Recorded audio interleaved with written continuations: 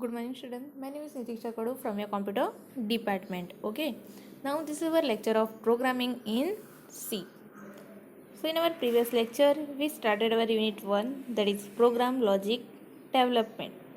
In our previous lecture, we learn about what is algorithm, then what is flowchart.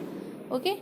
And we seen the different example based on how to write an algorithm. Okay. So first of all, tell me what is algorithm. Here the algorithm, that is the step-by-step solution of any problem. Here we have to solve this problem with a finite amount of time and in a finite amount of data. मतलब basically algorithm क्या रहता है कि algorithm is a step by step solution होता है कोई भी problem का, और जो ये प्रॉब्लम है हम लोग को स्पेसिफिक टाइम में और स्पेसिफिक डेटा जो हम लोग को प्रोवाइड हुआ है उसी में सॉल्व करना है. ओके. एंड उसके रिलेटेड बहुत सारे एल्गोरिदम हम लोग ने देखे. For example algorithm for Fibonacci series, how to write write up algorithm for the factorials, prime numbers. Okay. तो ये सारे algorithm के examples हम लोग ने देखे हैं. Then in our previous lecture we learn about the flow chart. देखो यहाँ पे flow chart क्या होता है. तो देखो the flow chart are the pictorial representation of a process. Okay. Flowchart क्या है? That is the pictorial representation of a process. Now this here when we write algorithm और फॉर एग्जांपल जब भी हम लोग कोई भी एल्गोरिदम लिखते हैं उस एल्गोरिदम को हम लोग को पिक्चरल रिप्रेजेंटेशन करना है तो हम लोग क्या यूज़ करते हैं? Flow chart. तो फ्लो चार्ट ड्रॉ करने के लिए बहुत सारे सिम्बॉल्स यूज होते हैं. ओके. तो ये सिम्बॉल से हम लोग हमारे एल्गोरिदम या प्रोसेस को रिप्रेजेंट करते हैं. तो बहुत सारे symbols, some standard symbol for example terminator है. तो टर्मिनेटर किसके लिए यूज़ होगा? तो वो यूज़ होता है for indicating the start and end of the process, sorry flow chart. तो आपके फ्लो चार्ट को आपको स्टार्ट करना है या एंड करना है तो हम लोग कौन सा सिंबल यूज़ करेंगे? टर्मिनेटर. देन उसके बाद है प्रोसेस. नाउ प्रोसेस कैसे इंडिकेट होता है? With a rectangle shape. वो कैसे यूज होता है? Rectangle shape. तो आपके प्रोग्राम में जो भी प्रोसेस रहेगा वो इंडिकेट होता है with the help of this process. फिर उसके बाद डिफरेंट सिम्बॉल्स है. फॉर एग्जांपल एरे है, सॉरी एरो है, देन कनेक्टर है, then we can use the diamond shape for the decision, then data के लिए पैरेललोग्राम यूज़ होता है. ओके. तो ये सारे सिम्बॉल्स हमारे लास्ट लेक्चर में पढ़े. तो ये फ्लो चार्ट का मेन पर्पस क्या रहेगा? The main purpose of the flow chart is to communicate how the process is work. मतलब कैसे प्रोसेस का फ्लो जाता है वो हम लोग कम्युनिकेट करते हैं. और उसका मेन यूज़ है to analyse, designing, documenting and managing the process और प्रोग्राम इन वेरियस फील्ड. मतलब जो भी हमारी प्रोसेस है, ओके, तो उसके वो एनालाइज करेगा, उसको मैनेज करेगा, डिज़ाइन करेगा एंड डॉक्यूमेंट क्रिएट करेगा. ओके. सो तो फ्लो चार्ट क्या है, उसके सिंबल्स कौन कौन से यूज़ होते हैं वो हम लोग ने हमारे लास्ट लेक्चर में पढ़े. तो आज के लेक्चर में हम लोग क्या पढ़ेंगे कि what is the advantage of our flow chart, then limitation of flow chart and some examples of the flow charts. तो देखो यहाँ पे तो भी हम लोग ने फ्लो चार्ट तो देख लिया कि फ्लो चार्ट क्या होता है. So we will start with advantages of using flow chart. तो फ्लो चार्ट के एडवांटेजेस क्या है? Now, the first benefit or advantage of our flowchart, that is communication. क्या है? Communication. So, the flowchart are better way of communicating the logic of the system to all the concern. मतलब for example जो हमारे programme है उसका logic उसको हम लोग को कम्युनिकेट करना है, then flowchart is better way. Because जो फ्लोचार्ट है उसमें हमारा प्रॉब्लम रहेगा या प्रोग्राम रहेगा वो ग्राफिकली रिप्रेजेंट होता है. तो टेक्सचुअल डेटा से ग्राफिकल डेटा को रिप्रेजेंट करना बहुत अंडरस्टैंड करना बहुत इजी होता है. फॉर एग्जांपल आपके पास एक पेज का टेक्स्ट है और उसी टेक्स्ट को आपके दूसरे पेज पे ग्राफिकली रिप्रेजेंट किया है, तो आप लोग किसको इजीली अंडरस्टैंड कर सकते हो और किस में आप लोग को समझ में आएगा? ग्राफिकली ना. सो ये जो फ्लो चार्ट रहेगा that provide a better communication. Okay. So this is the first benefit of our flowchart, that is communication. Then second benefit, that is effective analysis. Now with the help of this flowchart, problem can be analyzed in more efficient way. देखो flowchart में क्या रहेगा कि जो भी step हमारे algorithm के थे वो ग्राफिकली रिप्रेजेंट होते हैं. तो उससे क्या होगा कि जो भी हमारा प्रॉब्लम है उसको हम लोग को एनालाइज करना या उसको ऑब्जर्व करना, ओके, वो क्या रहेगा, मोर एफिशिएंट, मतलब इफेक्टिवली हम लोग हमारी प्रॉब्लम को एनालाइज कर सकते हैं with the help of this flow chart. Okay, so this is the second advantage. Then the third one is proper documentation. Third advantage क्या है, that is proper documentation. Now program flowchart serve as a good program documentation which is needed for various purpose. Now with the help of this flowchart we can create the proper documentation. और ये जो documents है हम लोग को मतलब बहुत सारे बहुत यूज़फुल रहता है while solving the problem. Okay, then fourth one है efficient coding. Now the flowchart acts as a guide or blueprint during the system analysis and proper development phase.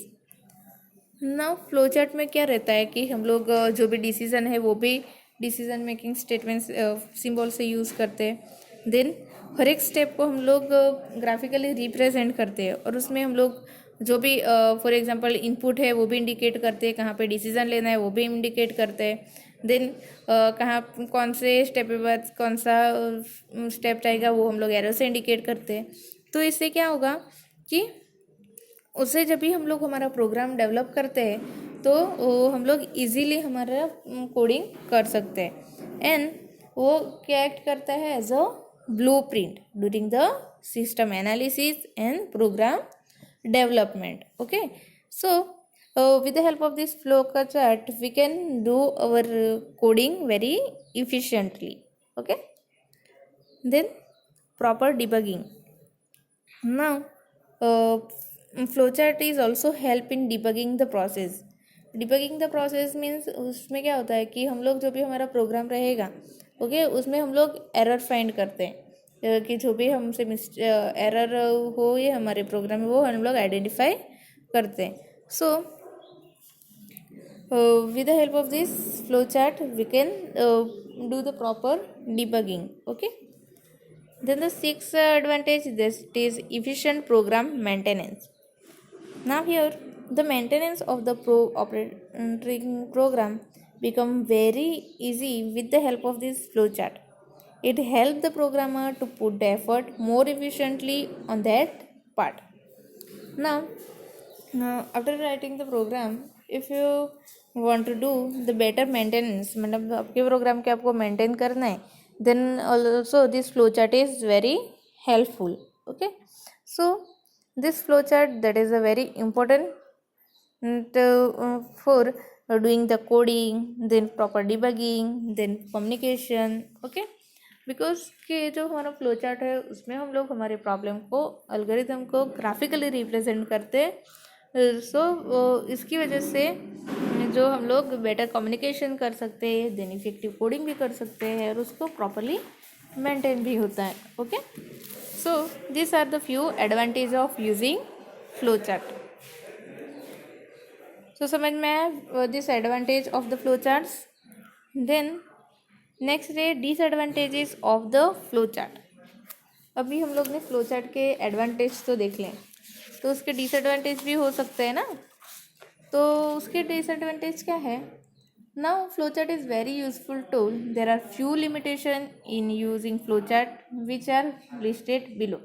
देखो अभी हम लोग ने देखा कि flow chart is very useful tool, वो बहुत यूजफुल है, बट उसकी कुछ लिमिटेशंस हैं. तो कौन सी लिमिटेशंस है. तो फर्स्ट है complex logic. Now sometime the program logic is quite complicated. In that case the flow chart become complex and clumsy. Now देखो यहाँ पे कि कोई कोई प्रोग्राम ऐसा रहते हैं उसका जो लॉजिक रहेगा वो बहुत कॉम्प्लिकेटेड रहेगा, उसमें बहुत सारे डिसीजन पॉइंट आ सकते हैं, देन उसमें वो बड़ा भी हो सकता है। तो ऐसा जो पॉइंट रहेगा, ऐसा कोई प्रोग्राम रहेगा, तो जो फ्लो चार्ट है वो हमारा कॉम्प्लिकेटेड बनेगा और वो हम लोग इसीलिए उसको अंडरस्टैंड नहीं कर सकते। Okay, that is clumsy. Okay, so first limitation है हमारे फ्लो चार्ट की कि वो कॉम्प्लेक्स लॉजिक रहेगा, then we can not, then this flow chart is not very useful. The second है alternation and modification. Now, if the alteration are required, the flowchart may require redrawing completely. For example, आपने कोई flowchart create किया है for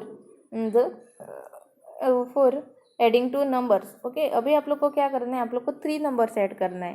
okay, तो क्या करना पड़ेगा कि आपको पूरा फ्लोचार्ट जो है वो पहले से ड्रॉ करना पड़ेगा, वो फिर से ड्रॉ करना पड़ेगा। जब भी कोई भी हमारे प्रोग्राम में मॉडिफिकेशन होगा या अल्टरेशन होगा, चेंजेस होगा, तो जो हमारा फ्लो चार्ट है वो हमको फिर से ड्रॉ करना पड़ेगा। That is the limitation of our flow chart. तो नेक्स्ट वन है reproduction. Now as the flow chart symbol can not be type, reproduction of the flow chart become a problem. देखो यहाँ पे ये फ्लो चार्ट में symbol use होते हैं, तो वो जो सिम्बॉल्स है उसको हम लोग टाइप नहीं कर सकते। ओके, तो कंपलसरी हमको ड्रॉ करना पड़ता है। जब भी कोई भी प्रोग्राम में फ्लो चार्ट प्रोग्राम में चेंजेस आता है तो हम लोग को फ्लो चार्ट को रीड्राइंग ही करना पड़ेगा, उसको फिर से ही बनाना पड़ेगा, उसमें को हम लोग थोड़ा भी मॉडिफाई नहीं कर सकते। Then the essential of what is done are easily be lost in a technical detail how it is done. यहाँ पे देखो कि ये जो है वो लिमिटेशन है हमारे फ्लो चार्ट की। एक तो जब बहुत बड़ा लॉजिक रहेगा तब हम लोग इसको नहीं यूज़ कर सकते। देन सेकेंड है कि अल्टरेशन और मॉडिफिकेशन नहीं हो, that is not possible. Then reproduction, हम लोग को वो फ्लो चार्ट है वो फिर से ही बनाना पड़ेगा। Okay, so this are the limitation और you can see the disadvantage of using flow chart. Okay, तो नेक्स्ट है now we will see the example of our flow chart. Okay, तो फॉर एग्जांपल ये फ्लो चार्ट हम लोग ने देखा था शायद कि नहीं, हम लोग ने वॉल्यूम कैसे फाइंड करना है वो देखा था। ओके, रेक्टेंगल का साइज। तो ये फर्स्ट एग्जांपल हमारा draw the flow chart to add two numbers enter by the user. हम लोग को क्या करना है इधर कि जो यूज़र 2 नंबर ऐड करेंगे उनका एडिशन करना है। फर्स्ट हम लोग स्टार्ट करते हैं हमारा flow chart with the terminator symbol. उसमें हम लोग क्या लिखेंगे, start. First you have to use terminator symbol start. Then उसके बाद हम लोग को क्या करना है, हमारे वेरिएबल को डिक्लेयर करना है। ओके, सो डिक्लेयर करना है वेरिएबल, तो हम लोग कैसे करेंगे, with the help of this program symbol. So declare variable number 1, number 2 and sum. Then after that you have to read the number 1 and number 2. देखो यहाँ पे प्रोग्राम सिंबल यूज़ होता है, पर रीड करते हैं जब भी हम लोग कोई भी इनपुट एंड आउटपुट देते हैं तो कौन सा सिंबल यूज़ होता है, डेटा सिंबल। डेटा सिंबल कैसे इंडिकेट होता है, पैरेललोग्राम से। तो ये रेक्टेंगल नहीं आएगा, यहाँ पे पैरेललोग्राम आएगा। ओके, देन उसके बाद क्या करना है, हम लोग को 2 नंबर को ऐड करना है। So sum a plus B, और in last you have to print at sum. Sum को प्रिंट करने के लिए भी आप लोग को पैरेललोग्राम और डेटा सिंबल यूज़ करना पड़ेगा, ये रेक्टेंगल सिंबल नहीं आएगा। Okay, so and at the last you have to stop your program flow chart, sorry. Okay, so ये सिंपल फ्लो चार्ट है to add two numbers that is enter by the user. Okay, and then next say draw the flowchart to find the largest among the 3 numbers entered by the user. देखो यहाँ पे हम लोग ने largest number का algorithm देखा था, तो ये एल्गोरिदम के जो भी स्टेप है उसको हम लोग कैसे यूज़ करना है ना, फ्लो चार्ट में कैसे रिप्रेजेंट करेंगे उसको, ग्राफिकल सिम्बॉल्स में। सो पहले हम लोग हमारे एल्गोरिदम को फ्लो चार्ट को स्टार्ट करेंगे। Then you have to declare variable that is A B C. Then after that you have to read the variable that is A B C, क्योंकि हम लोग को 3 नंबर लेना है ना, तो हम लोग क्या करेंगे, 3 नंबर 3 वेरिएबल लेंगे और 3 वेरिएबल हम लोग को रीड करवाना पड़ेगा।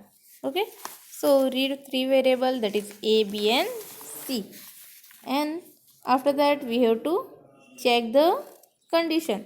क्या कंडीशन चेक करेंगे कि if A greater than B, then what you have to do, you have to if a greater than b, then you have to check the another condition that is a greater than c। a greater than b और a greater than c होगा तो हम लोग क्या करेंगे, print a। Otherwise हम लोग check करेंगे condition that is b greater than c। अगर b greater than c हो गया तो हम लोग क्या करेंगे, print c। Otherwise we have to print b। Okay, so यहाँ पे हम लोग ने जो भी लॉजिक यूज़ किया था कि एल्गोरिदम लिखते टाइम, उसी लॉजिक को हम लोग को क्या करना है, उसको कैसे लिखना है, in a graphical way. Okay, so this is the simple program to find the largest number among the 3 different numbers that is enter by the user. पहले यहाँ पे कंडीशन हम लोग क्या चेक करेंगे कि ए बी से बड़ा हो गया या ए सी से बड़ा हुआ, तो हम लोग क्या प्रिंट करेंगे, C is largest number, sorry A is largest number.